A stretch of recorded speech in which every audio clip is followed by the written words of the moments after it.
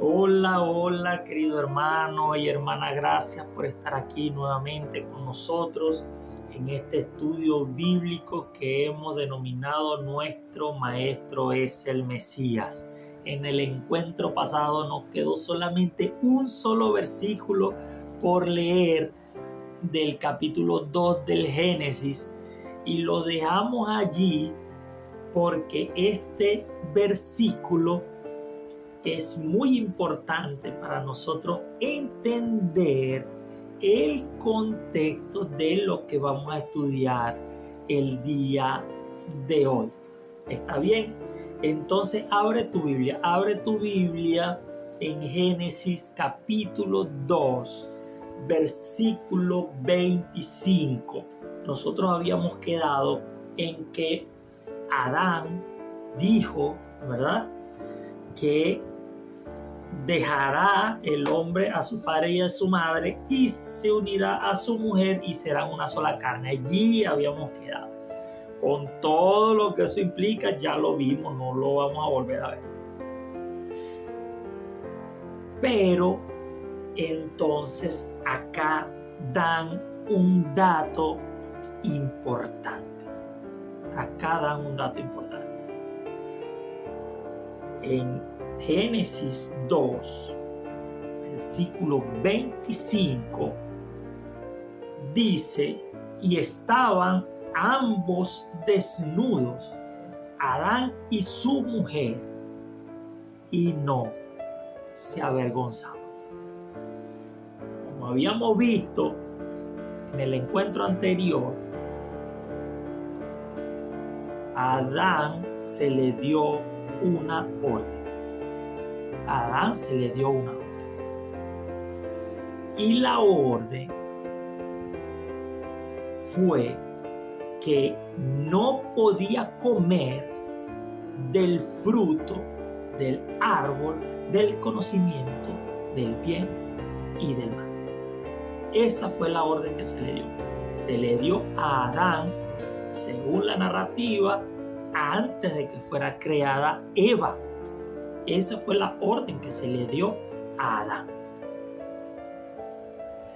Pero entonces, mis hermanos, nos dan este dato de que Adán y Eva estaban desnudos y no se avergonzaban.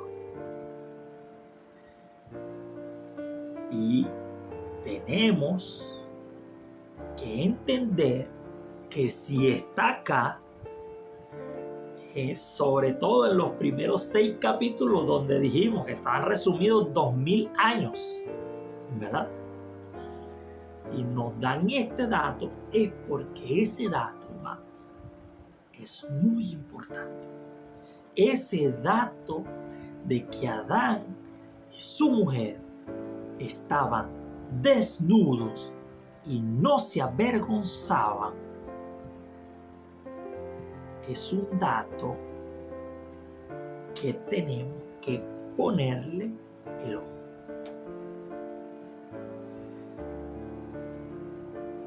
Te hago una pregunta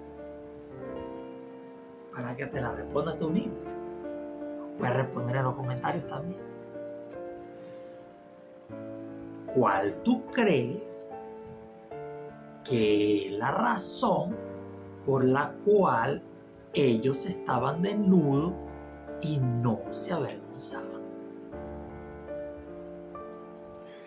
Es una pregunta que nosotros debemos hacer.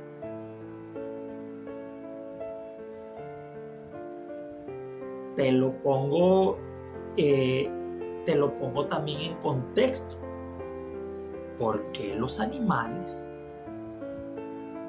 están desnudos y no se avergüenzan?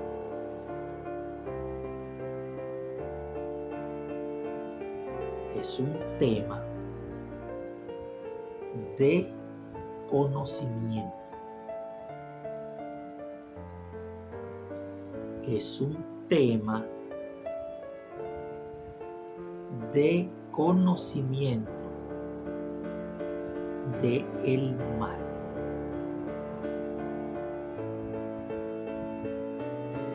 es un tema de malicia.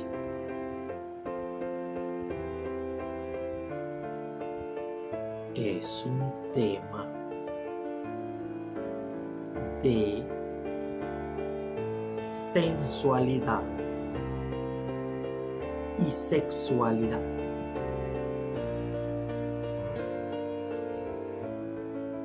Ellos no se avergonzaban porque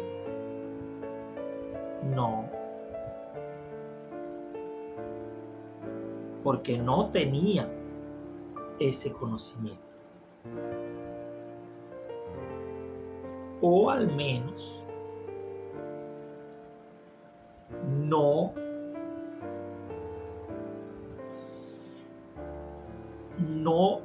lo habían internalizado desde el punto de vista de la maldad.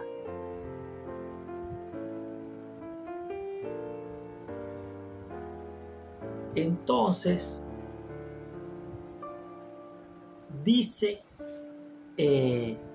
sigue diciendo, y ahí arrancamos con el capítulo 3, sigue diciendo, pero la serpiente era astuta más que todos los animales del campo que Jehová Dios había hecho. Voy a detenerme aquí, aunque no he leído el versículo completo, porque están introduciendo un personaje. Están aquí introduciendo un personaje, la serpiente. Ya habíamos dicho que este libro, como es una revelación que se le hizo a Moisés, entonces era un error verlo de manera literal. Es un error. Si tú lo ves de manera literal, estás cayendo en un error. Dijimos que esto tenía muchos símbolos, que muchos judíos creen que el árbol no es literal,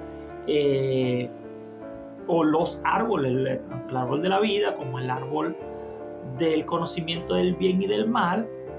El fruto es muy probable que no sea literal tampoco. Todo esto, lo más probable es que sea simbólico. Pero la verdad es lo que está aquí. Yo puedo pensar, hermano, de qué se trata todo. Le pido al Señor que me revele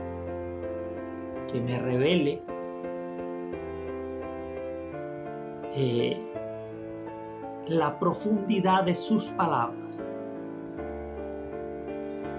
Lo que yo no puedo hacer es especular con qué es. Si no me ha sido revelado, no especulo. Te digo lo que está acá. Pero en el caso de la serpiente, sí te puedo decir que ese simbolismo fue revelado. Ese simbolismo de la serpiente fue revelado. Fue revelado en la Escritura. Y le fue revelado a Juan, en el que casualmente colocaron en el canon como el último libro de la Biblia. En Apocalipsis. Vamos a buscarlo. En el capítulo 12. Apocalipsis capítulo 12. En el versículo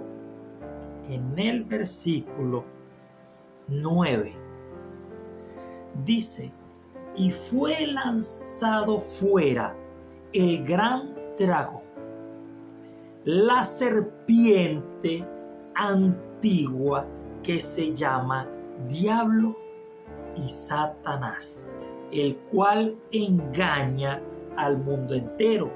Fue arrojado a la tierra y sus ángeles fueron arrojados con él.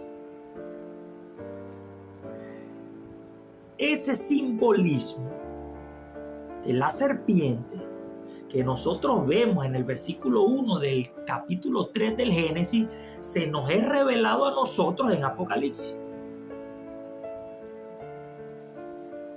Claramente, la serpiente antigua es el dragón, que es el diablo y Satanás. Cuando tú empiezas a estudiar el Génesis y te aparece esta serpiente, si tú no tuvieras la referencia de Apocalipsis,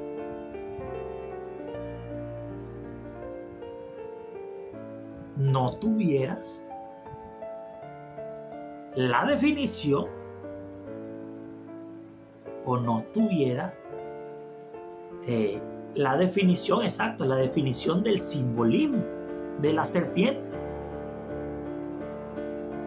Lo que pasa es que todos lo conocemos. A todos nos han dicho desde pequeños, a todos, que la serpiente era Satanás.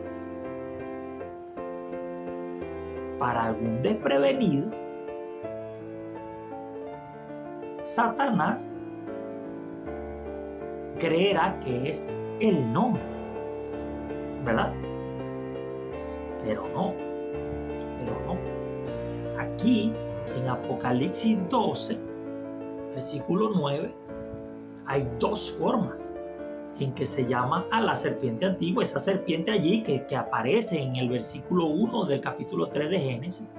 Hay dos maneras en que lo llaman. Una es diablo, que es una palabra que deriva de una palabra griega, que es diablo, que significa calumniador. ¿Qué significa calumniador? Y allí, en esa descripción que se hace de ese ser, entonces empieza a tomar sentido el mandamiento de no levantarás falso testimonio contra tu prójimo. Los 10 mandamientos, existiendo acciones tan graves desde el punto de vista humano, hay uno que la gente puede decir, bueno, una mentirita con respecto a mi prójimo. Peor otras cosas, a lo mejor pensará alguno. Pero cuando tú ves que acá se llama a la serpiente antigua diablo, que significa calumniador, entonces ya tú empiezas a ver con otros ojos el mandamiento de no levantar falsos testimonios contra tu prójimo. ¿Verdad? Y la otra forma que tienen de llamar a este ser, al dragón, es Satanás. Satanás, la palabra Satanás proviene de una palabra hebrea que es Satán, que significa literalmente adversario.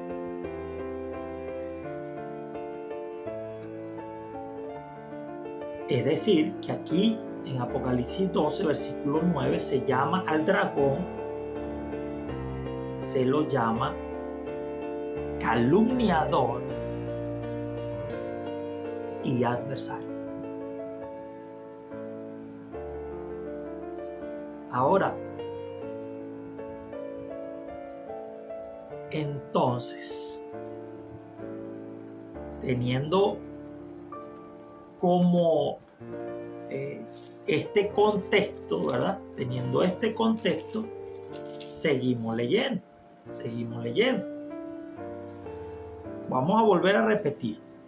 Pero la serpiente era astuta más que todos los animales del campo que Jehová Dios había hecho, la cual dijo a la mujer: con que Dios os ha dicho que no comáis de todo árbol del huerto.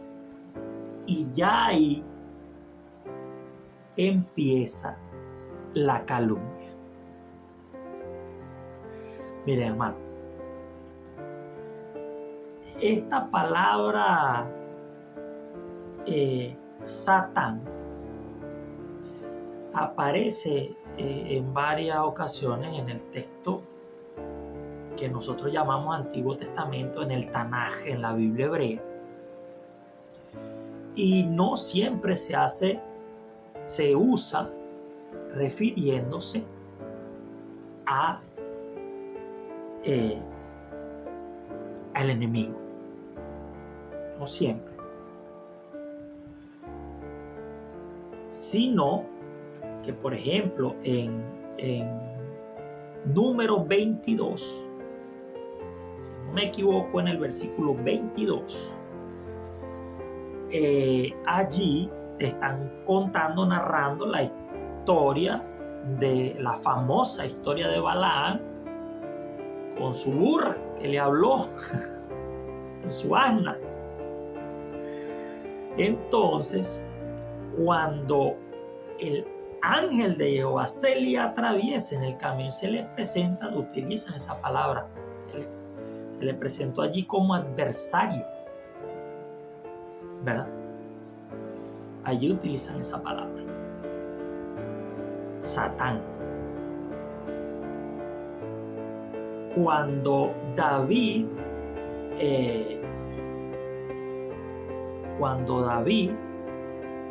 sale a pelear, que él estaba en Siclag, estaba Aquís, el rey de Gat, que sale a batallar contra Israel, y David, como estaba morando, viviendo en tierra de los filisteos, salió con ellos a la batalla.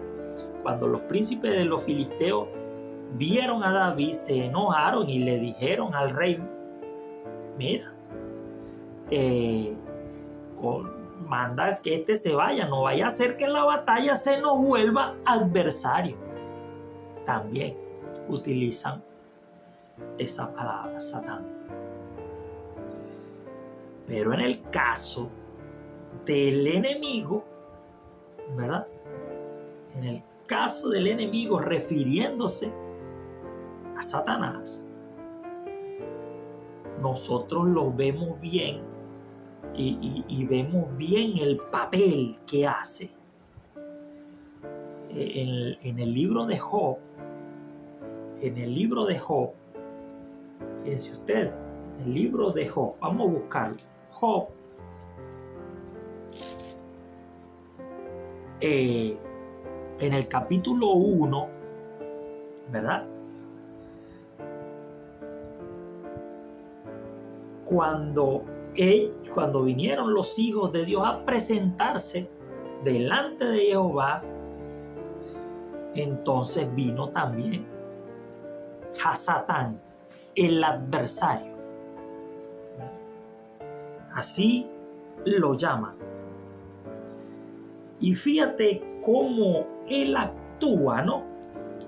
Al ser cuestionado por Jehová sobre Job, él calumnia a Job.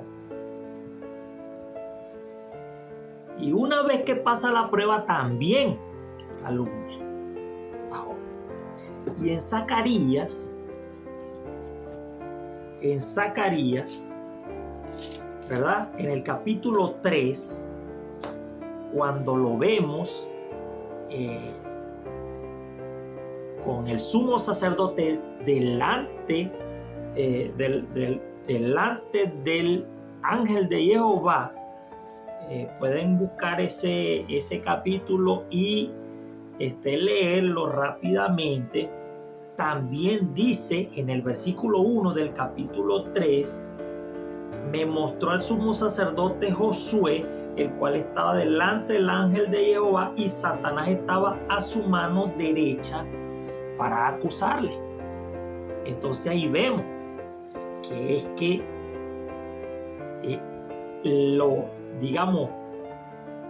la manera en que lo caracterizan Jesús y sus apóstoles es justa para cómo lo presenta la Biblia. El acusador de los hermanos, calumniador y adversario. Pero entonces, con Eva, regresándonos aquí al capítulo 3 de Génesis, con Eva, él entonces inicia, ¿verdad? La manera de la que actúa, diciendo ya una calumnia, ¿verdad? Porque dice, con que Dios os ha dicho, no comáis de todo árbol del huerto. No comáis de todo árbol del huerto. Y entonces, fíjense ustedes, la mujer le respondió a la serpiente.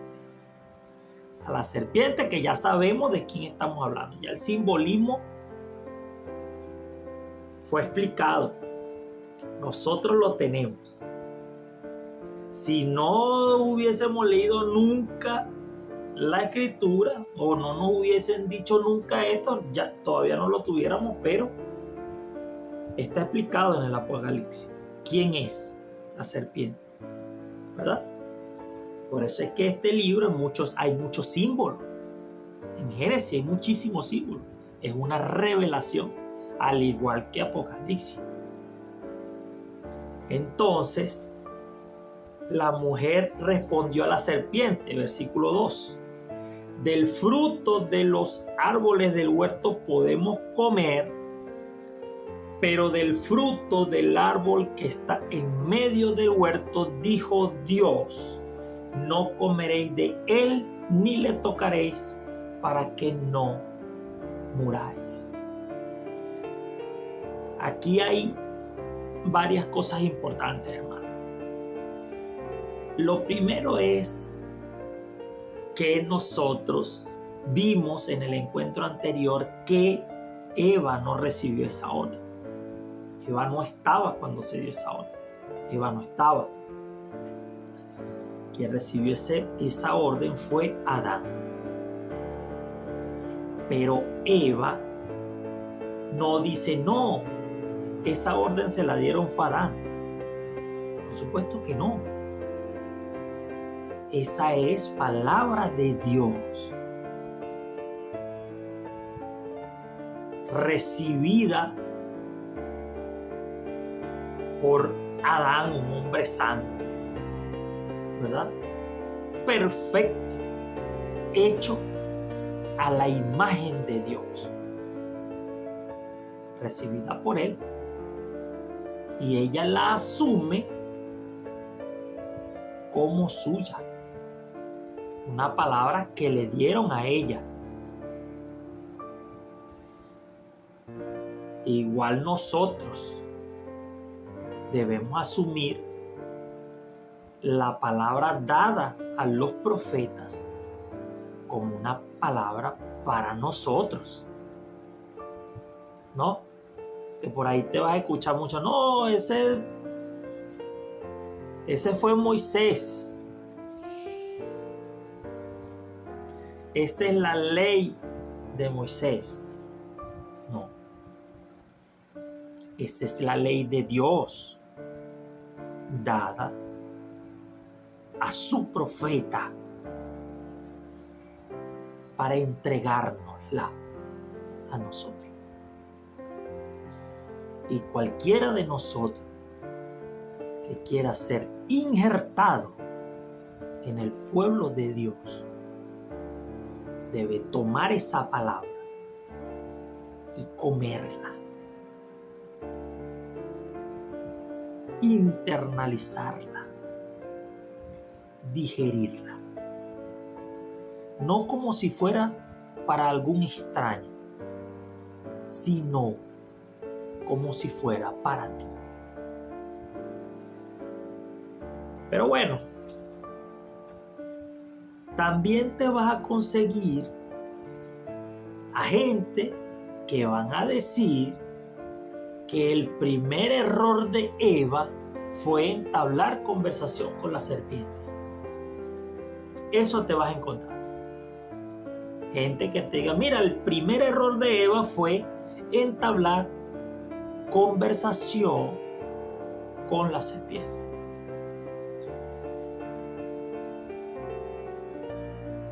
Pero hermano, nosotros tenemos que seguir el ejemplo de Jesús. Y vamos a empezar a hacer paralelismos porque Jesús también fue tentado. Jesús fue tentado por el enemigo. Ya lo hemos identificado, la serpiente antigua. Jesús fue tentado por el enemigo. El tema es, ¿verdad?, ¿cómo responde Jesús? A veces nosotros, cuando le pasamos por encima a la tentación que sufrió nuestro Mesías, a veces nosotros creemos que fue fácil.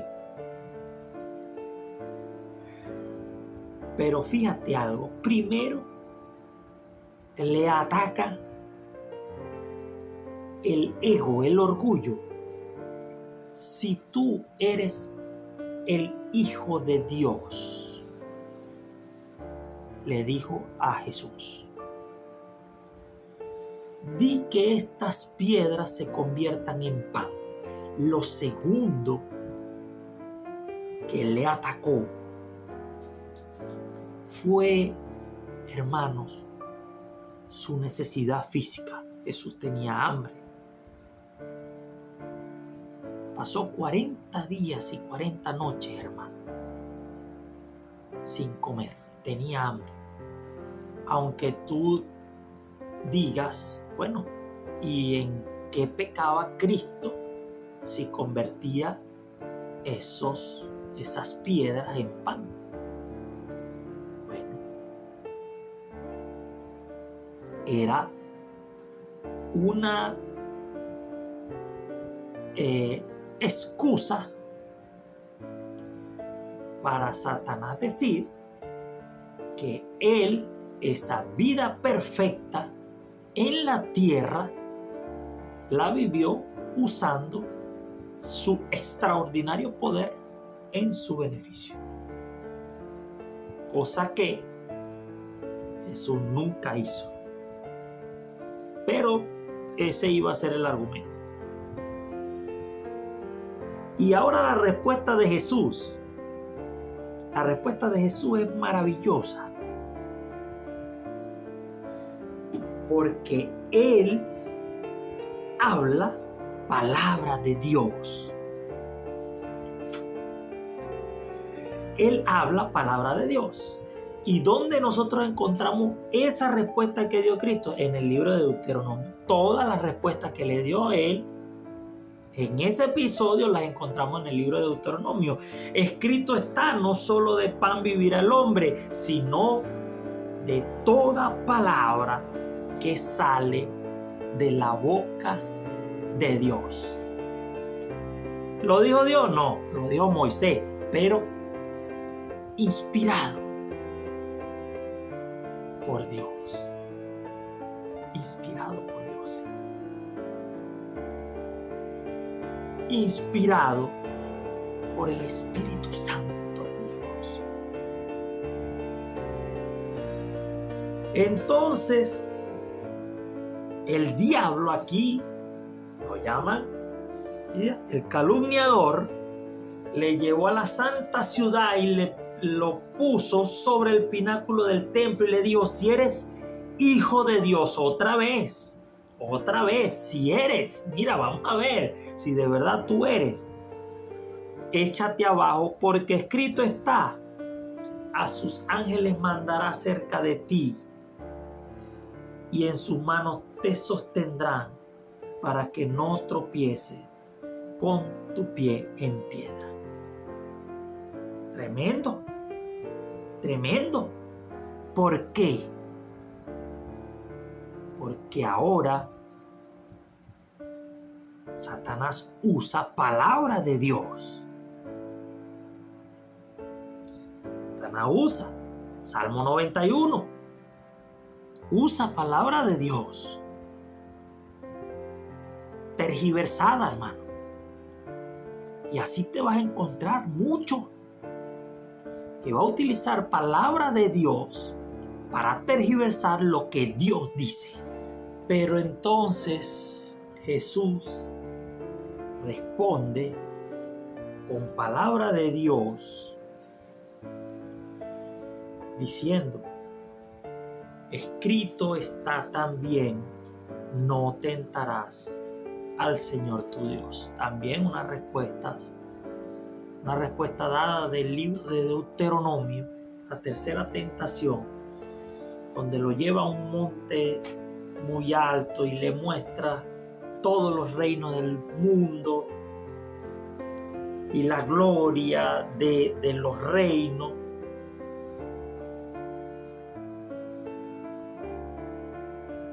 Que es una prueba muy mundana, ¿verdad? O sea, es algo yo creo que, o sea, yo lo veo como un intento desesperado, porque al fin y al cabo, hermano, los que quieren poder acá son los que no saben que esto se va a quemar. Los que quieren riqueza, poder y gloria terrenales a costa de lo que sea, no saben que este mundo se va a quemar. Acá no va a quedar nada. Todo se va a quemar, todo. Los elementos arderán. Y es una prueba muy común por la que caemos nosotros los hombres. Y Jesús le vuelve a responder con palabras del libro de Deuteronomio: vete, Satanás, porque escrito está: al Señor tu Dios adorarás y a Él solo servirás. Jesús superó todas las tentaciones, estando claro con la palabra de Dios, estando claro con lo que decía la palabra de Dios, no quitándole, no poniéndole, no dando respuesta desde su propio criterio, que podía hacerlo. Él era un intérprete autorizado. Ya estaba bautizado. Ya el Padre había pronunciado las palabras: este es mi Hijo amado en quien tengo complacencia. Ya. Pudo haber usado de la autoridad que le había dado su Padre para expresar la voluntad de su Padre, pero no. Usó textualmente la palabra de Dios dada a su profeta, porque usó uno solo, a Moisés. En el primer paralelismo que podemos hacer, la primera respuesta de Eva es como las respuestas de Jesús. Es con palabra de Dios, ¿verdad? No interpretada por ella. Ella le respondió a la serpiente lo que Dios le había dicho a Adán, ¿verdad? Ella le dijo a la serpiente lo que Dios le había dicho a Adán. Pero entonces la serpiente dice, ¿verdad? Entonces la serpiente dijo a la mujer: no morirás, no morirás, sino que sabe Dios que el día que comáis de él serán abiertos vuestros ojos y seréis como Dios, sabiendo el bien y el mal. Y aquí hace Satanás lo que sabe hacer. Él incita, tienta con lo que sabe que él puede penetrar el umbral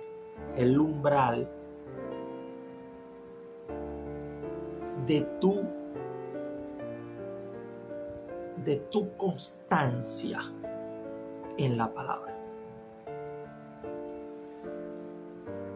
Nosotros tenemos, hermano, yo creo que la mayoría de nosotros tenemos la firme voluntad de servir a Dios, de obedecer. Pero todos nosotros tenemos cosas por las cuales nosotros cojeamos. Y para cada quien es una lucha distinta. Para cada quien es una lucha distinta. Para uno es la familia. Algo tan simple. Pero la familia te puede hacer tropezar. Para otros son los deseos de la carne. Para otros es la codicia. Para otros son las mujeres. Para otros es el poder. Tantas cosas por la cual tú puedes tropezar. Podemos tropezar. Todos nosotros tenemos nuestras luchas. Hay algo, ¿verdad?, que nos puede atraer. Que puede ser para nosotros tentación, que nos llama la atención. En el caso de la mujer, ¿verdad?, esa imagen que le presenta la serpiente, primero descartando la amenaza que hace Dios de que vas a morir, y lo segundo es diciendo la supuesta ventaja que va a tener con ese conocimiento que va a adquirir entonces eso hace que la mujer rompa con la firme voluntad de obedecer a Dios. Ella deja que las palabras de Satanás penetren en ella. Y entonces dice la Escritura en el versículo 6: y vio la mujer que el árbol era bueno para comer y que era agradable a los ojos y árbol codiciable para alcanzar la sabiduría. Y tomó de su fruto y comió. Y dio también a su marido, el cual comió así como ella. Hermano, el apóstol Pablo habla del primer Adán y habla del postrer Adán. Y a través del primer Adán entró el pecado al mundo. Llama mucho la atención que no se dice que a través de Eva entró el pecado al mundo. Aunque podemos leer en la Escritura que Dios los creó varón y hembra y los llamó a los dos Adán. ¿Verdad? Eso es lo que podemos ver en la primera narrativa de los 7 días de la creación. A los dos los llamó Adán. Sin embargo, nosotros vemos que en cuanto a la escritura bíblica, entonces Adán conservó el nombre por el cual dice la escritura que lo llamó Dios, y su mujer se llamó Eva. El detalle y lo interesante de esto es que en el plan de redención, al Cristo no haber pecado, podía redimir porque Él no tenía que pagar con muerte porque no había pecado. Es decir, la paga del pecado es la muerte. ¿No? La paga del pecado es la muerte. Pero Cristo no pecó. Por lo tanto, Cristo podía redimir. Es decir, muere y con su vida paga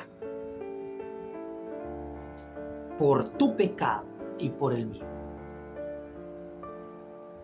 Porque esa vida no está comprometida, porque Él no pecó. Ahora, Eva pecó, hermano, pero Adán no había pecado. Antes de que él comiera del fruto que le lleva a su mujer, Adán podía redimir. Pero Adán prefirió participar del pecado de su mujer.